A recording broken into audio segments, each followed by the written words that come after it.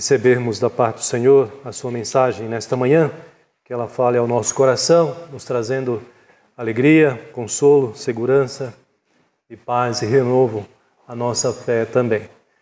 Quero convidar os irmãos a abrir a palavra de Deus em João, no Evangelho de João, capítulo 20. Evangelho de João, capítulo 20, eu irei usar esse texto para a nossa reflexão nesta manhã ainda.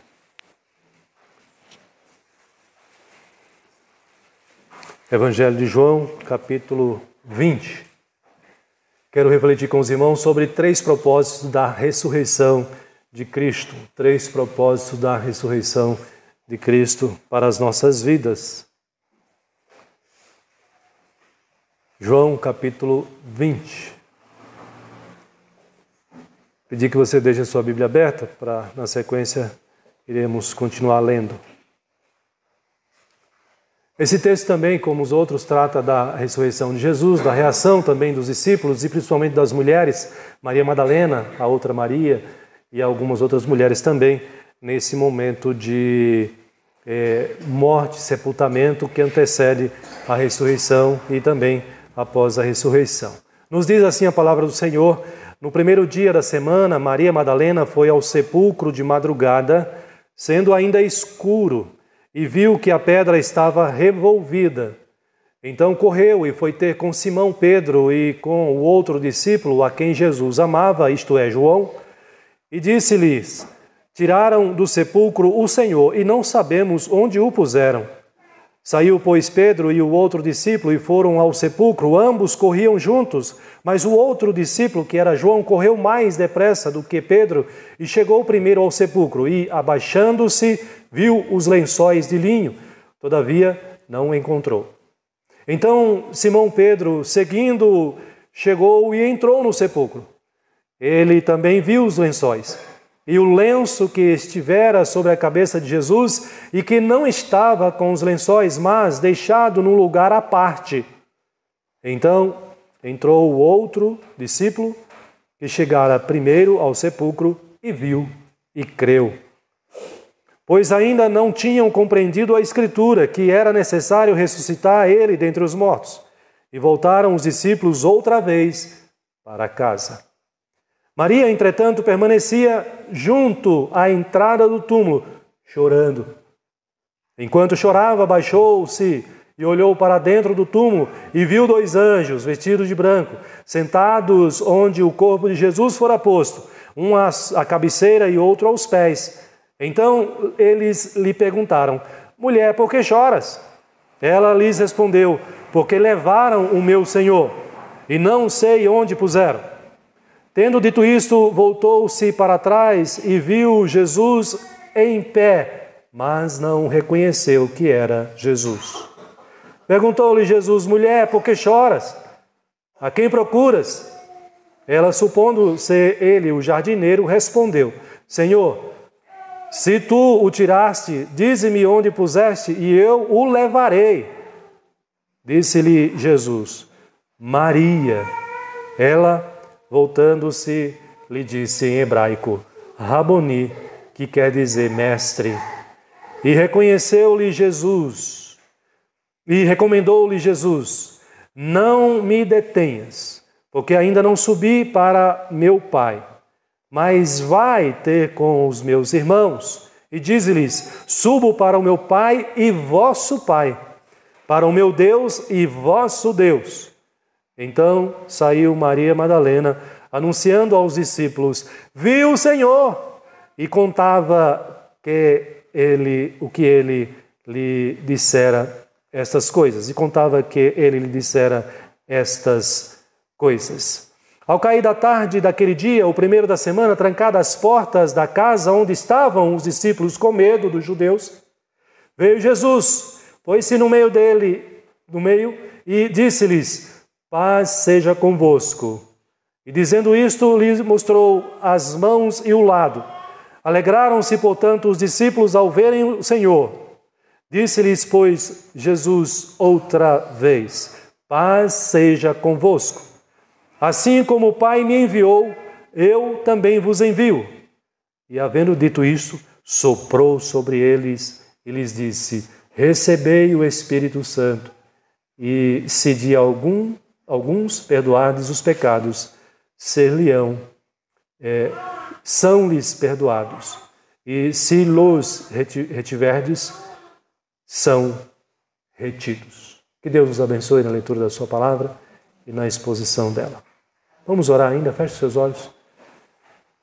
Senhor, obrigado, ó Pai, por esta manhã, onde nós temos o privilégio de cultuar ao Senhor, de portas abertas, podendo, ó Deus, agradecer a Ti, Pai, pela dádiva do Teu Filho Jesus Cristo, pela Sua morte, o Seu sacrifício e pela ressurreição, ó Pai, onde nós podemos receber o Cristo ressurreto e nos alegrarmos na Sua presença e bendizermos o Teu santo nome, que é o que nós estamos fazendo nesta manhã. Mas agora, Pai, que o Senhor renove, ó Deus, a nossa mente, o nosso corpo e dê-nos, ó Pai, toda a energia necessária para que possamos nos concentrar na Tua palavra neste momento e sermos alimentados, ó Deus, espiritualmente pela Tua palavra. Fala conosco nesta manhã, Pai, alegre o nosso coração, renove a nossa alegria, a nossa fé, o nosso amor, a nossa esperança no Senhor, através da Tua palavra nesse instante, pelo poder do Teu Espírito Santo, no nome de Jesus Cristo que nós oramos. Amém. Meus queridos, esse texto eu fiz questão de ler até mais adiante um pouco, é um pouco longo, mas é importante porque ele nos traz aqui não só o contexto, mas alguns desdobramentos desse momento de Cristo e dos seus discípulos, em que ele foi sepultado até a sua ressurreição. E a primeira coisa que eu chamo a atenção dos irmãos aqui é para a maneira como os discípulos, tanto os apóstolos como as mulheres que amavam a Jesus, reagiram diante da morte e do sepultamento e do desaparecimento do corpo de Cristo daquele túmulo ali onde elas foram buscar e os discípulos também foram buscar o corpo de Jesus Cristo. Qual foi a reação deles? Aqui, uma reação sombria, um clima, um contexto sombrio de tristeza, fúnebre é a palavra correta. Um contexto fúnebre. E nós sabemos muito bem o que isso significa, porque todos nós aqui já participamos de ofícios fúnebres, de contextos como esse, momentos em que impera ali a tristeza, a dor pela separação, pela perda do nosso ente querido. E os discípulos de Jesus estavam tendo essa experiência difícil, amarga, sofrível, porque o seu mestre havia sido crucificado depois de ter sido tratado de maneira tão injusta, dolorosa, antes mesmo da cruz e na própria cruz ali, ao ser crucificado, ele agora foi morto e foi sepultado. Então, o contexto aqui é de grande tristeza. Mas já dizem algumas pessoas, não passei por essa experiência ainda, mas uma das coisas mais difíceis do que a morte é você não poder sepultar o seu morto. É você não poder passar pelo luto devidamente, como se fosse uma coisa fácil, né? Passar pelo luto, mas mais difícil do que isso é você ter o seu ente querido morto, saber que foi morto, mas você não ter a oportunidade de dar a ele um sepultamento ou a ela um sepultamento digno. E muitas vezes a gente vê esses casos acontecendo à nossa volta e as pessoas lamentando e expondo essa dor, esse sofrimento intenso e desejando ardentemente ter o corpo do seu morto para poder dar a ele um sepultamento digno e passar também pelo luto de uma maneira mais humana, mais digna também. Por que eu estou dizendo isso? É interessante a gente observar no nosso texto que nós lemos aqui, irmãos, essa experiência desse contexto de tristeza, de fúnebre, né? Um momento fúnebre, mas também um momento de desespero. Porque quando esses discípulos chegam à sepultura de Jesus, eles não encontram o corpo de Jesus. E vocês viram na leitura do texto aqui, o desespero de Maria Madalena, a procura, e até prometendo que se lhe fosse entregue ou dito onde estava, que ela iria buscar e trazia de volta para ela o corpo. Não sei como ela faria isso, não é? porque não seria fácil essa experiência, mas ela garante que ela faria isso. Tamanho o desejo de ter de volta ou de ter ali a presença do seu amado, ainda que seja o corpo do próprio Jesus Cristo. Meus queridos, eu disse para vocês que nós podemos aprender aqui 3 lições importantes da ressurreição de Jesus Cristo. A primeira lição que eu quero destacar para os irmãos aqui é esta, é que a ressurreição produz em nós alegria e consolação. A ressurreição de Cristo produz para os seus discípulos, produz para os filhos de Deus, para o povo de Deus, alegria e consolação. E é importante a gente poder observar e destacar esse momento anterior à alegria e ao consolo que a ressurreição de Jesus pode promover, como promoveu aos seus discípulos e a essas mulheres. É importante a gente destacar o momento anterior, que é esse momento de tristeza, de sofrimento, de dor, de desespero. E é curioso, porque por mais que Jesus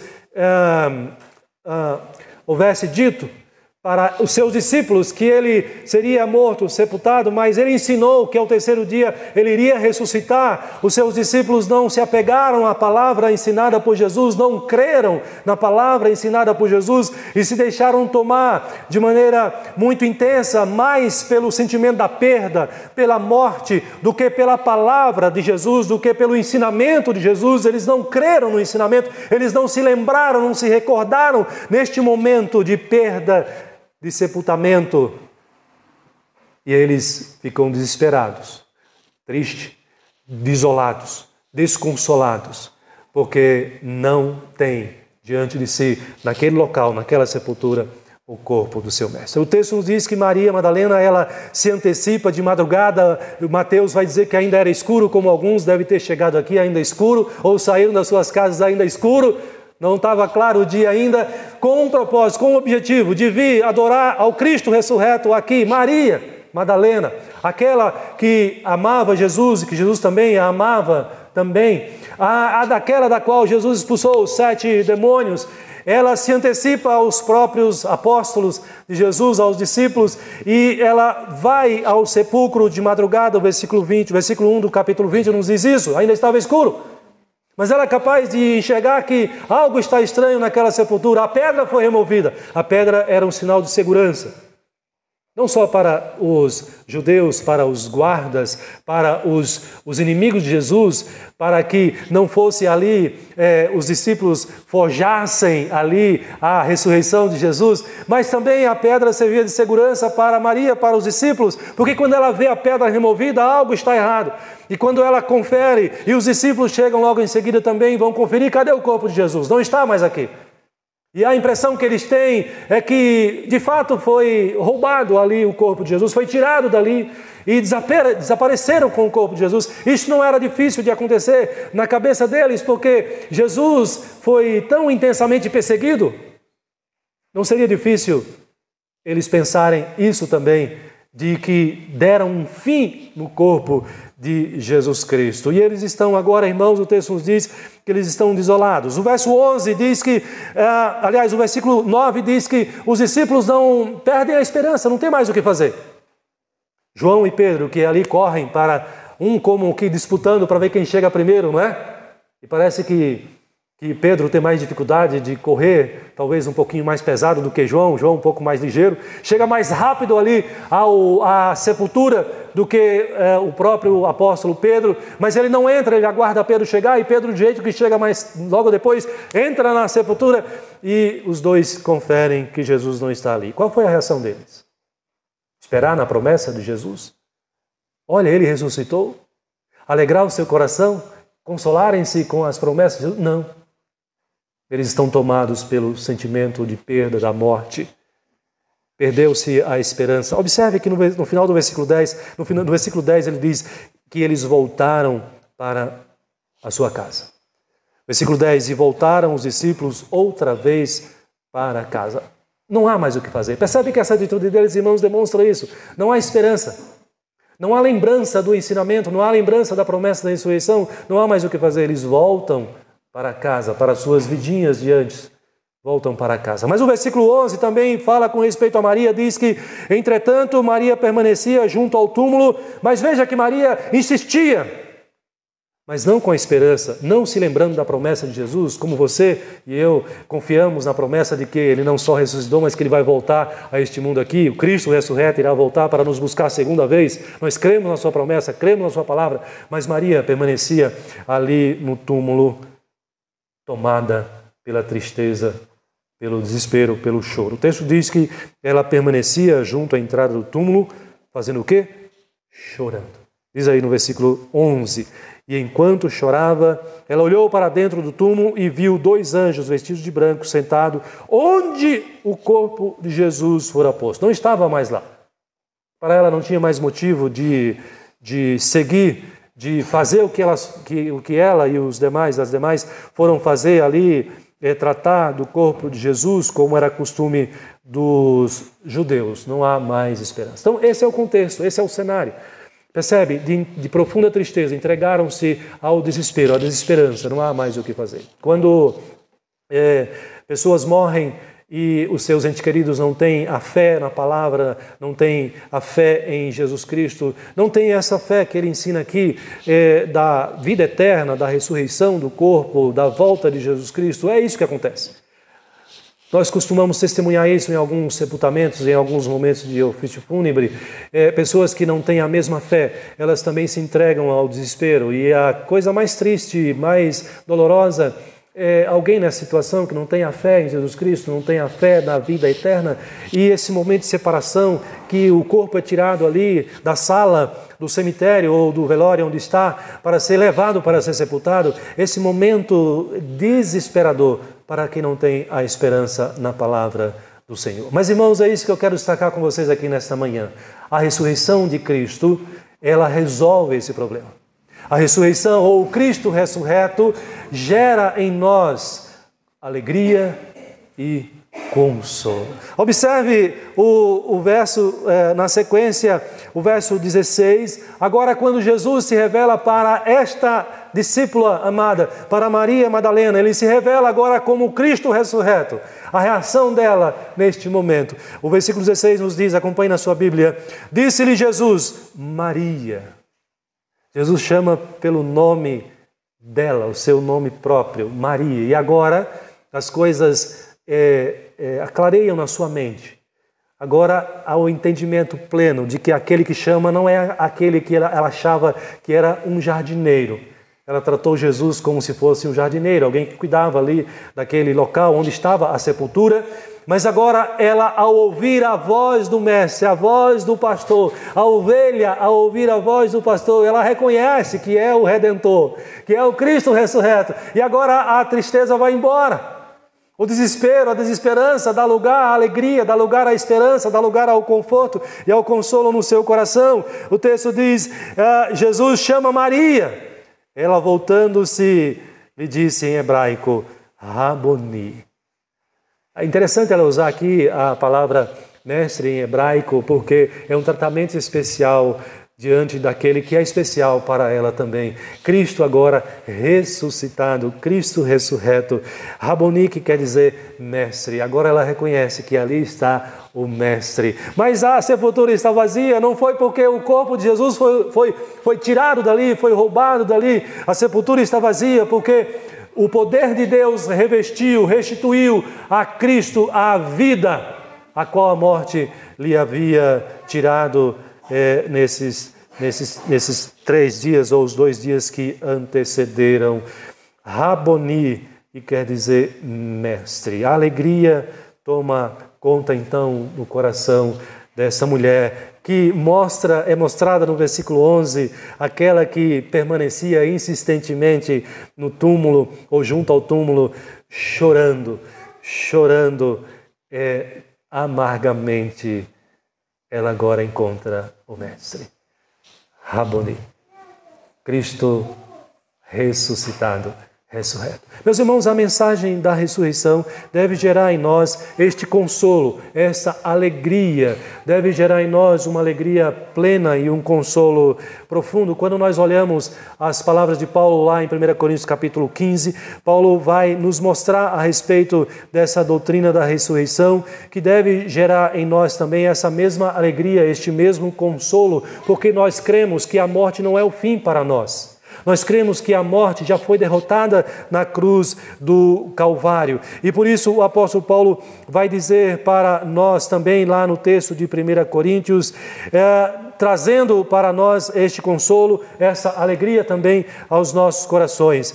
Ele diz no versículo 13, e se não há ressurreição dos mortos, então Cristo não ressuscitou, e se Cristo não ressuscitou, é vã a nossa pregação, é vã a nossa fé, somos tidos por falsas testemunhas de Deus, porque temos asseverado que contra Deus que Ele ressuscitou, ao qual Ele não ressuscitou. Mas Ele confirma que de fato Cristo ressuscitou dentre os mortos, sendo Ele as primícias dos que dormem. Cristo ressuscitou primeiro. Sabe para quê? Para garantir a tua ressurreição também. Cristo ressuscitou primeiro para garantir a ressurreição de todos aqueles que creem nele. A morte não nos derrota. A morte não tem a vitória final. A vitória final já foi derrotada, dada à morte. Cristo tomou o poder da morte. Ao ressuscitar, Ele derrotou a morte. É isso que Paulo ensina em 1 Coríntios para nos trazer essa alegria, esse consolo ao nosso coração também. A morte não deve ser motivo de desespero para o cristão. A morte não deve ser motivo de desesperança, mas a nossa fé nos leva para além da morte, porque nós colocamos a nossa esperança no Cristo ressurreto, que venceu a morte, que derrotou a morte. E por isso que nós celebramos aqui não ao Cristo morto, não ao Cristo que está no túmulo ou pregado à cruz, mas o Cristo que venceu a morte, o Cristo que está à destra de Deus, o Cristo que é apresentado agora nas páginas das Escrituras como aquele que é o Senhor dos senhores, o Rei dos reis, que voltará a este mundo revestido de poder e glória, e todos verão e confessarão que Ele é o Senhor. É a esse Cristo que você serve, é a esse Cristo que nós estamos servindo aqui nesta manhã, é o Cristo ressurreto que traz alegria e consolo ao nosso coração. Amém. Mas há uma segunda lição, irmãos, nesse mesmo texto, que deve também fazer calar o nosso coração. A ressurreição de Cristo produz em nós alegria e consolo, ou consolação. Mas em segundo lugar, a ressurreição de Cristo deve produzir no coração do que crê, porque é isso que ela faz. Ela confirma a nossa filiação. Qual é a filiação do crente? Qual é a paternidade dos crentes? De onde qual é a nossa origem? De quem nós fomos gerados? É muito interessante que a gente observa nos ensinamentos do apóstolo Paulo e dos demais apóstolos também, que vai dizer que os cristãos foram gerados pela palavra.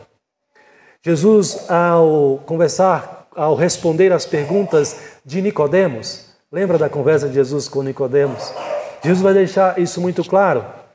Se alguém quer ver a Deus, e ver a Deus não é ter uma visão breve, passageira, ver a Deus é desfrutar da presença do Pai Celestial. O que Jesus diz sobre isso? Necessário vos é nascer de novo. Quem não nascer da água e do Espírito não pode ver o reino de Deus. Queridos, sem a ressurreição de Cristo, a nossa filiação em Deus seria impossível. Somente pela ressurreição, a morte e a ressurreição de Cristo é que foi possível você e eu sermos tornados filhos de Deus. Nós somos filhos de Deus. Por que eu posso dizer isso e os irmãos podem concordar? Que a ressurreição confirma a tua filiação em Deus, por meio de Cristo Jesus. Olha o versículo 17. Jesus agora ressuscitado, todo-poderoso, Jesus que venceu a morte, ele agora diz em tom de exortação para Maria Madalena: não me detenhas, não me toque. E aqui é curioso, porque Jesus vai dizer assim, porque ainda não subi para meu Pai. Olha que interessante, observe o que está aqui nas entrelinhas. Jesus, antes mesmo de subir ao Pai, após a ressurreição, ele veio ao encontro de quem? Dos discípulos. Antes mesmo de se dirigir ao Pai, demonstrando o seu amor, demonstrando o cuidado de Jesus Cristo para com as nossas vidas. Antes mesmo de se dirigir ao Pai, ele vem ao encontro de Maria, ele vai ao encontro dos seus discípulos. Ele diz, não me detenhas, porque ainda não subi para meu Pai. É interessante porque Jesus, após a ressurreição, ele precisava se dirigir à presença de Deus.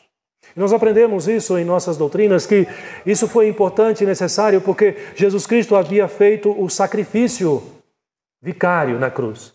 Jesus havia cumprido ali a exigência da justiça de Deus.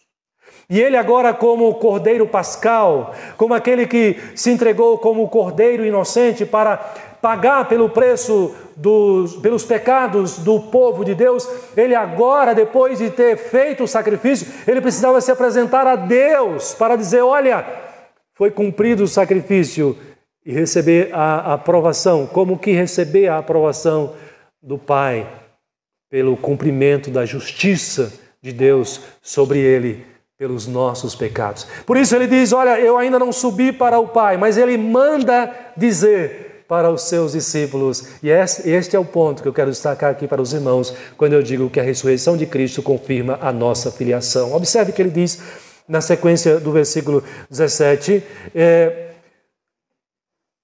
ainda não subi para o meu Pai, mas vai ter com os meus irmãos e dize-lhes, subo para meu Pai e vosso Pai. Observem no texto. Jesus está mandando dizer, Maria, volta lá. Os discípulos estão lá reunidos naquela casa, eles estão com medo. Esse é o contexto. Eles estão com as portas trancadas. Eles estão com medo dos judeus, porque os judeus já mataram Jesus. Se mataram ao mestre, irão matar os discípulos, os seguidores do mestre. Então os apóstolos e todos os discípulos ali, muita gente estão trancados dentro de uma casa lá em Jerusalém. O texto de Mateus diz que eles estão com as portas trancadas lá, eles estão com medo. Jesus vai aparecer a eles ali, vai se revelar a eles, o texto vai mostrar isso também na sequência, e vai dizer, Pai seja convosco, não tenha medo, eu ressuscitei. Mas eles estão com medo, eles estão ali acuados, dentro daquela casa lá em Jerusalém. Jesus manda dizer um recado de grande alegria para eles. O que Jesus manda dizer? Olha, digam para os discípulos que eu ainda não subi para o meu Pai e para o vosso Pai. Observe que ele diz isso, subo para o meu Pai e vosso Pai, para o meu Deus e vosso Deus. Às vezes, irmãos, a nossa fé às vezes é tão pequena, não é? Nós temos dificuldade de crer de fato e desfrutar de todas as bênçãos que essa verdade ela nos oferece. Nós temos dificuldade de realmente aceitar a Deus como nosso Pai. O que você faz pelo seu filho como pai? O que você faz pela sua filhinha como pai? O que você é capaz de fazer pelo seu filhinho, pela sua filhinha, como pai que você é, ou como pais que vocês são? Vocês são capazes de fazer coisas inimagináveis para proteger, para guardar, para salvar a vida dos filhos de vocês, porque vocês os amam incondicionalmente. Nós amamos os nossos filhos incondicionalmente. Nós temos dificuldade muitas vezes de tomar posse e desfrutarmos das bênçãos desse ensinamento, desse aprendizado.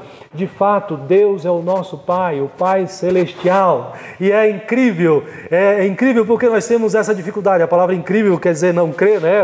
Ou dificuldade para crer. Nós temos essa limitação para crer. Mas quando você lê João 3,16, por exemplo, está lá a revelação deste grande amor, porque Deus amou ao mundo, Deus amou o seu povo, de tal maneira que Ele foi capaz de entregar o seu único Filho para morrer em nosso lugar. Não duvide do amor de Deus por você. Deus nos ama de tal maneira que o preço mais alto que Ele poderia pagar, Ele já pagou. Deus ama a sua vida de tal maneira que Ele cuida de você em todos os detalhes. A nossa fé é pequena muitas vezes para nós compreendermos e desfrutarmos e tomarmos posse dessa verdade. Em muitos momentos da nossa vida nós temos essa dificuldade, mas aqui nós temos este ensinamento. A ressurreição de Cristo confirma a nossa filiação. O próprio Jesus, antes mesmo de ser morto e sepultado, ele ensinou o que para os discípulos na oração dominical, na oração do Pai Nosso? Ele diz isso. Chama os discípulos, vem aqui orar. E como ele ensina a orar? Vocês irão se dirigir ao Deus Supremo assim: Pai Nosso que está no céu. Ele é meu Pai, mas é Pai de vocês também. Ele é o meu Deus, mas é Deus de vocês também. Meus irmãos, nós não servimos a um Deus qualquer.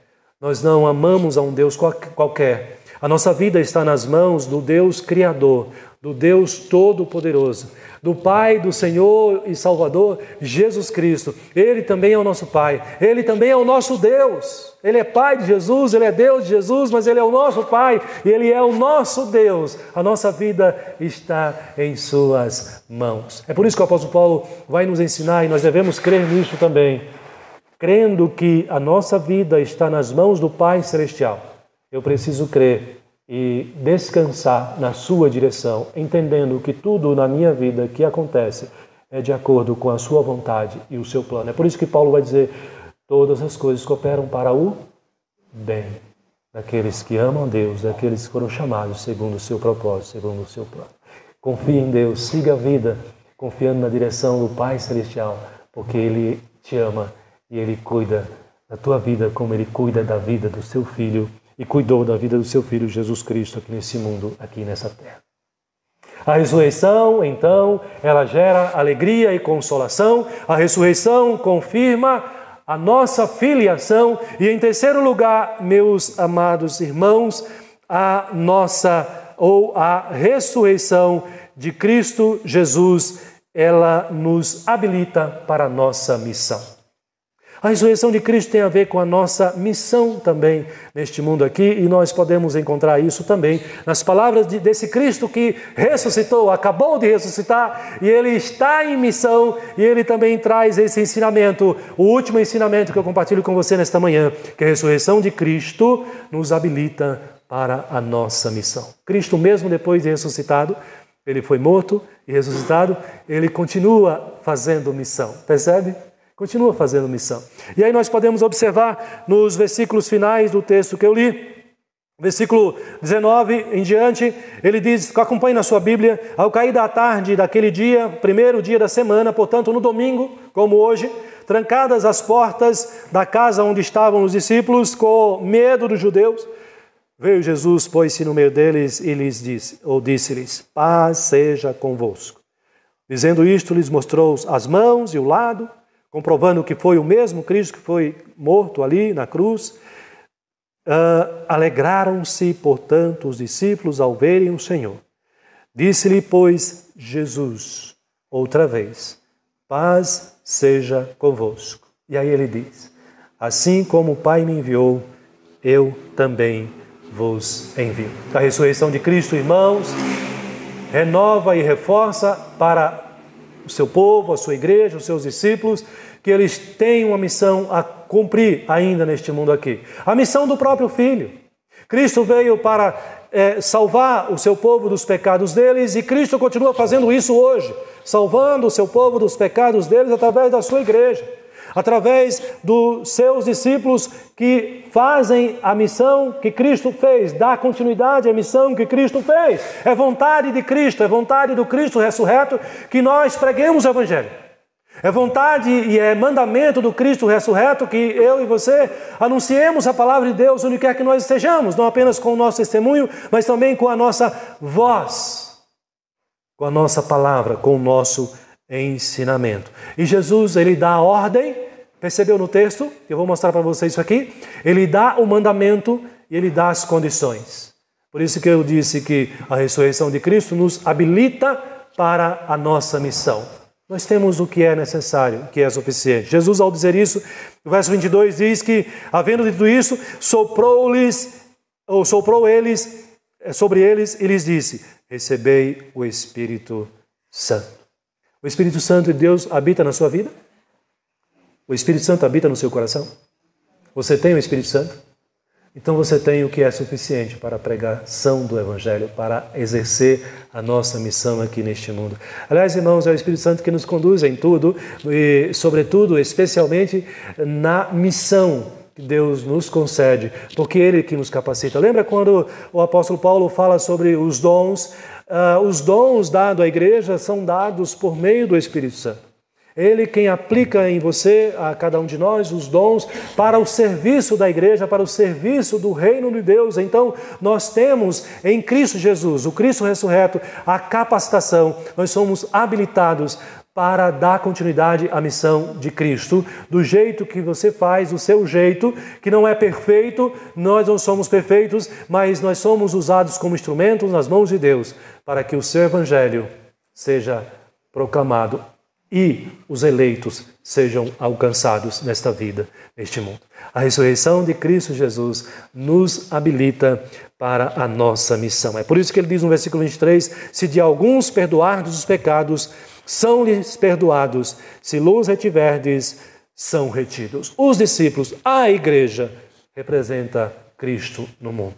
Nós representamos os interesses do reino de Deus neste mundo aqui. É por isso que pesa sobre nós, quando nós falamos sobre o testemunho, pesa sobre nós o testemunho de Cristo no mundo. Você é testemunha de Cristo. Jesus, antes de ser assunto aos céus, após a ressurreição, antes de voltar ao Pai, ele reúne os discípulos e dá a ordem para eles: aguardem em Jerusalém o poder que vocês receberão. Para quê? Para serem minhas testemunhas. Testemunhas. Só o crente pode testemunhar de Cristo, tanto em Jerusalém, Judéia, em toda Samaria e até aos confins do mundo. Não tenha dúvida disso. Você é importante para Deus na realização da missão, da obra do seu reino neste mundo aqui. Você que é discípulo de Cristo, você é capacitado, você é habilitado a anunciar o Evangelho, a pregar o Evangelho. Entregue-se nas mãos de Deus. Diga para Ele: eis-me aqui. O hino que nós vamos cantar na sequência nos lembra ou nos confirma essa missão da igreja militante. E a igreja militante é cada um de nós que aqui estamos, quando saímos porta fora, quando estamos reunidos em coletividade, mas lá no mundo, cada um individualmente, dando testemunho e anunciando o Evangelho do Senhor. Queridos, a mensagem que eu deixo para você é esta nesta manhã. 3 propósitos da ressurreição de Cristo Jesus. A ressurreição traz consolação, traz alegria e consolação. A ressurreição confirma a nossa filiação e a ressurreição nos habilita para a nossa missão. Que Deus nos ajude, nos abençoe e nos use para a sua glória. Amém.